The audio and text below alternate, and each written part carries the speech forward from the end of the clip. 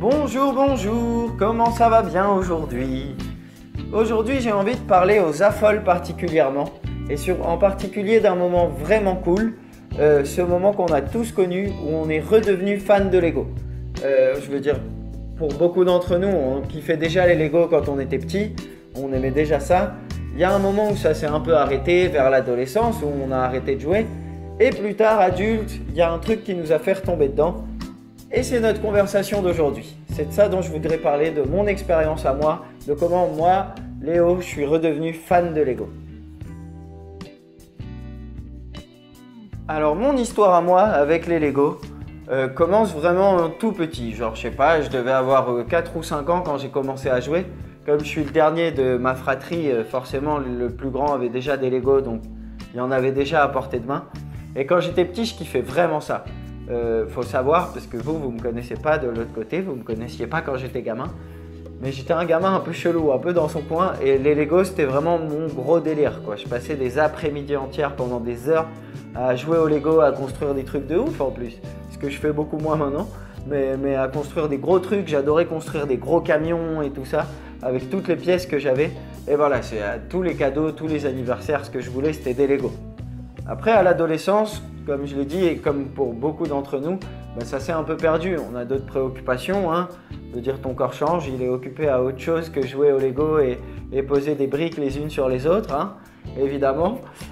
On n'est pas concentré là-dessus à 15 ans. Donc bon, mes Lego, je pense que ma mère les a donnés à un hôpital d'enfants, un truc comme ça. Donc voilà, ça s'est arrêté.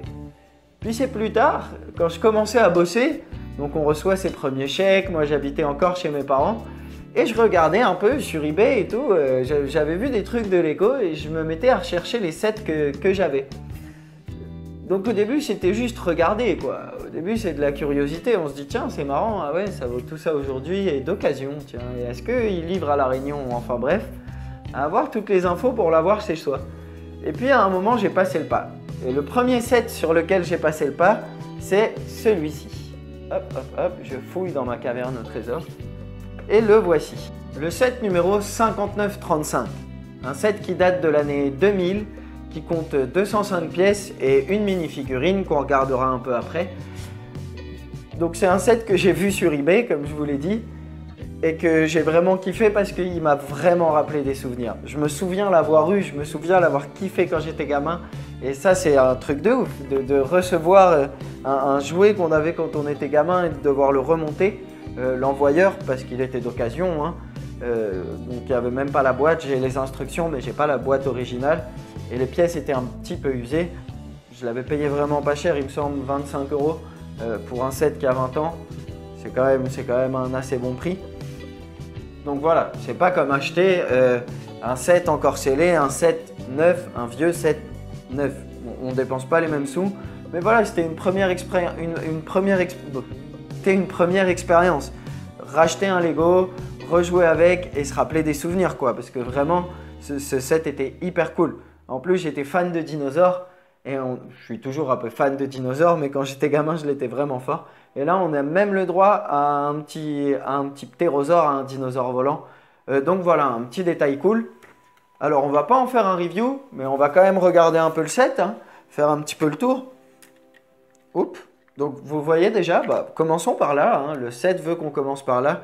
Le truc dans les années 2000, fin 90, début 2000, c'est qu'on a encore des constructions comme ça, tenues par peu de studs et qui vont s'échapper tout le temps, absolument tout le temps.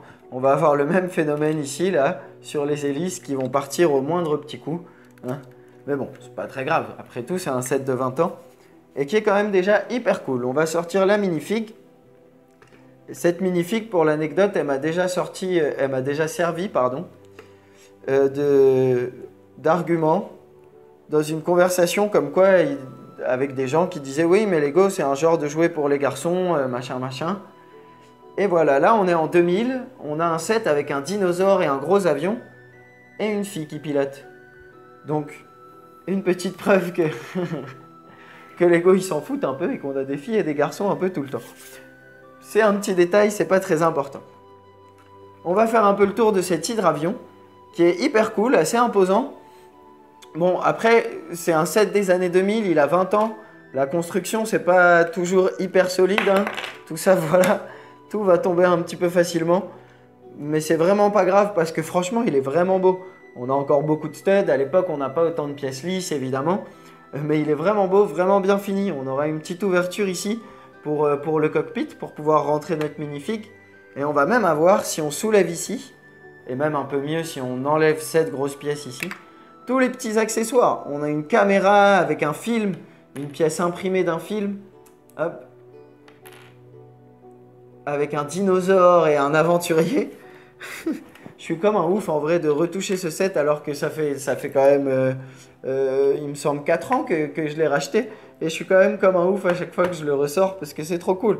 On a la vieille pièce du fusil et de la pelle. Et si vous regardez bien, vous voyez que la couleur, c'est l'ancien gris foncé de chez Lego. Il y a 20 ans, ils n'avaient pas encore le nouveau gris foncé et gris clair d'ailleurs sur l'avion. Donc c'est encore les anciennes couleurs. Ce qui est hyper cool d'avoir une petite pièce avec les anciennes couleurs. Donc voilà, on a regardé un petit peu le set, mais l'histoire n'est pas finie. Vous me connaissez, hein, je fais que des vidéos assez longues. Vous vous doutez bien que cette histoire n'allait pas durer 6 minutes. Et donc après ça, j'ai racheté ce set et c'est bien cool d'avoir un ancien set, on joue un peu avec. Et puis, pardon, je vais le mettre là plutôt. Et puis, il y a un petit goût de pas assez forcément. Il y a un petit goût de reviens-y comme on dit. Du coup, je suis retourné sur eBay et j'ai regardé à nouveau ce qui se faisait. Et même d'encore plus vieux, dans la série Adventurers, parce que c'est une des séries avec lesquelles je jouais le plus, eh ben, j'ai retrouvé celui-là pour pas trop cher. Hop. Celui-ci, c'est Baron von Baron, c'est le set 5928. Baron von Baron, qui était le méchant de la série Adventurers, là où Johnny Thunder était le gentil. J'ai pas Johnny Thunder, mais j'ai un ami assez proche qui a retrouvé son Johnny Thunder. Donc on pourra peut-être un jour mettre les deux ensemble, au moins dans le décor ou quoi, vous faire un petit clin d'œil.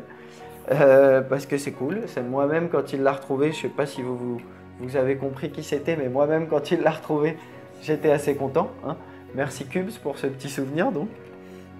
Et là c'est Baron von Baron, c'est le méchant, avec son petit avion. C'est un set de 1998, donc j'étais vraiment petit, j'avais 6 ans. Donc je pense que c'est vraiment un de mes premiers sets. Et comme vous avez pu le comprendre avec celui d'avant, je kiffais les avions quand j'étais petit. Et voilà. Qu'est-ce qu'on peut dire dessus? C'est un petit set vraiment, il va compter 70 pièces. Il coûtait à l'époque, je sais pas tellement parce que c'était en francs. Donc il me semble que c'était à peu près 60 francs à ce que j'ai vu. Ce qui devait faire un peu moins de 10 euros, hein, un truc comme ça. Donc c'est vraiment un petit set, hein, un petit set cool, un petit avion. Et on voit que les mœurs sont un peu changées parce que si Lego nous a fait un bon truc pendant longtemps à pas nous mettre de pistolets réalistes, bah ouais, moi je me souviens bien que quand j'étais petit, on avait des fusils comme ça qui sont très clairement des fusils. Et on en a 4 sur un tout petit avion, donc ils y vont pas doucement. Faut bien montrer qu'il est méchant, parce qu'il est très méchant. Il a même, d'ailleurs, il a un monocle, une cicatrice. Et je vais le sortir si j'y arrive. Pareil, Lego a fait des progrès là-dessus. Hein. Voilà, exactement pourquoi Lego a changé les pièces sur lesquelles il pose les figurines dans les sets. C'est parce qu'il nous arrivait ça tout le temps. Je reviens dans un instant. Hein. T'accéléreras si tu veux.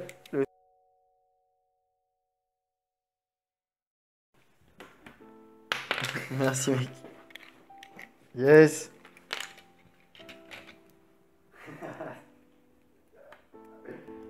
Voilà, le voilà donc en entier. Et on peut voir qu'il est très méchant parce qu'il a un monocle, une cicatrice et un crochet à la place de la main. Donc c'est vraiment un grand méchant, hein, évidemment. Mais qui a un tout petit avion qui crache des flammes. Donc assez simple, on a cette grosse pièce qui était utilisée à l'époque pour les avions. Voilà, assez minimaliste, mais hyper cool. Et encore une fois, ça me rappelle des souvenirs de ouf parce que moi, pour moi, elle a toujours été ce set-là. Il y a toujours eu ces pièces dans ma boîte de Lego. Celle-ci, pardon. La mienne, l'original, je l'avais utilisée à outrance dans tous les sens pour des avions, des dragsters, des n'importe quoi. Bref, ça rappelle forcément des souvenirs. Tout comme cette petite carte ici, cette carte de l'Égypte. Donc vous aurez peut-être dans le son un qui est la réaction de Cubes à qui ça rappelle des souvenirs. On en a tous avec ce genre de petites pièces imprimées voilà, qui nous ramènent direct en enfance. Donc c'est hyper cool à avoir. Et ensuite, quand j'étais petit, je kiffais les avions, mais je kiffais aussi les voitures. Et là, je me suis retrouvé avec 2 avions. Et j'ai repensé à une série que j'avais vachement kiffé, où j'ai vachement joué avec. C'était la série des Lego Racers, où il y avait les petits moteurs, où on pouvait faire reculer la voiture et la lâcher et elle avançait hyper loin. Et donc j'ai cherché, encore une fois, sur eBay, et j'ai trouvé ceci. Tac, le Hot Scorcher, il s'appelle chez Lego. Donc un set qui lui va compter 57 pièces, c'est vraiment un petit set qui coûtait 10 €. Là on a un prix en euros vu qu'il est sorti en 2002, hein. Donc un set quand même un peu plus récent. Il y a le gros 4x4 bleu si ça parle à quelqu'un que j'aimerais vraiment retrouver à un moment parce que je l'avais vraiment kiffé quand j'étais petit. Et donc j'avais celle-ci, donc avec la fonction, hein, on va vous mettre un petit vroom vroom. Pardon la GoPro, j'ai pris des risques, j'aime vivre dangereusement. Et voilà, une petite voiture assez simple, en mode un peu Formule 1 mais sans l'aileron avant, dans des coloris assez cool, orange et jaune, enfin. Voilà quoi, une voiture de course assez simple mais cool, et puis surtout avec cette fonction. Le truc de cette fonction, c'est qu'elle prenait beaucoup de place. Donc on a toute cette partie arrière là qui a un bloc, et après bah, c'est quand même une construction qui a 18 ans pour le coup. Et donc c'est vraiment du brique sur brique, c'est pas hyper intéressant, ça se construit vraiment en 3 minutes. C'est hyper rapide, mais c'était super cool. Moi je me souviens qu'avec ces moteurs là on faisait plein de trucs. Je faisais des gros dragsters qui du coup étaient beaucoup trop lents parce qu'avec juste ce petit moteur là ça poussait pas assez. Enfin bref, je m'éclatais bien avec ça. Et c'est après ça, ou plutôt en même temps que tout ça, je regardais chez Lego, ce qu'ils faisaient chez Lego directement aujourd'hui quoi, ce qu'il y avait de récent. Et je me suis dit mais pourquoi est-ce que je me concentre sur les vieux sets que j'avais quand j'étais petit alors que Lego fait des trucs de ouf. Et là j'avais fait une première commande. À l'époque on est genre en 2015 et tout ça prend un peu de temps, hein, ces 3 sets. Ça va se passer sur genre 1 an et demi que je vais les acheter. Et ensuite arrive 2016, même début 2017. On commence à entendre parler de sets du film Lego Batman. Moi je regarde le film et je vois plein de véhicules hyper cool. Et là est arrivé mon premier craquage de Lego neuf où je me suis acheté la Batmobile Ultime et tout ça. J'aimerais bien faire une vidéo sur mes sets Batman. Certains ont un peu souffert parce qu'ils ont pas mal voyagé et tout. Donc j'essaierai de les remettre en état avant de faire une vidéo là-dessus. Mais voilà, c'était ce que je voulais vous raconter. Comment moi je me suis remis au Lego. Ça me ferait très plaisir aussi d'avoir des retours parce que moi je connais mon histoire mais je connais que la mienne. Donc ça me ferait hyper plaisir d'avoir aussi vos histoires, que vous me racontiez un peu comment ça s'est passé pour vous. Si certains d'entre vous, puisque je sais qu'il y en a un peu plus jeunes, sont plutôt jamais arrêtés, ont toujours été fans de Lego et ça c'est jamais, ils n'ont jamais eu de pause, ils n'ont jamais eu d'âge sombre comme ils disent en anglais, ils disent Dark Age, ce qui paraît un peu dramatique, alors que c'est pas très grave, surtout si on y revient plus tard. Mais voilà, moi ça m'a fait plaisir de partager un peu mon histoire de comment je suis redevenu fan de Lego avec vous. Je vous dis à la prochaine pour une prochaine vidéo. À bientôt!